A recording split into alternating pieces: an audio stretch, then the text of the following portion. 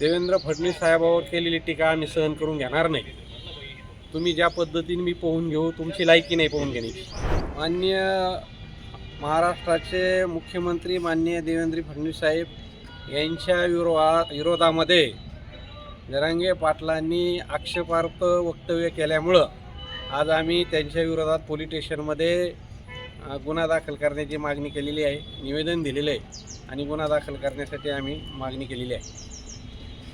2-3 दिवसापासून आम्ही टी व्हीच्या माध्यमातून वक्तव्य पाहतो.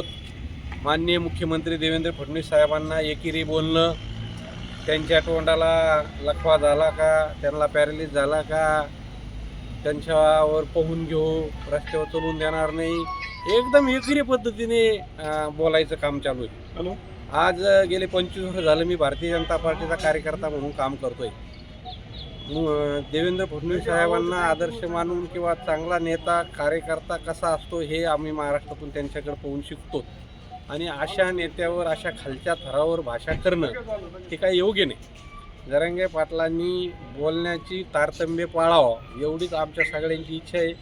समाजा माध्यमामध्ये आज जातीमध्ये तेढ निर्माण करण्याचं काम जरांगे पाटील करीत आहे. देवेंद्र फडणवीस साहेबांवर केलेली टीका आम्ही सहन करून घेणार नाही.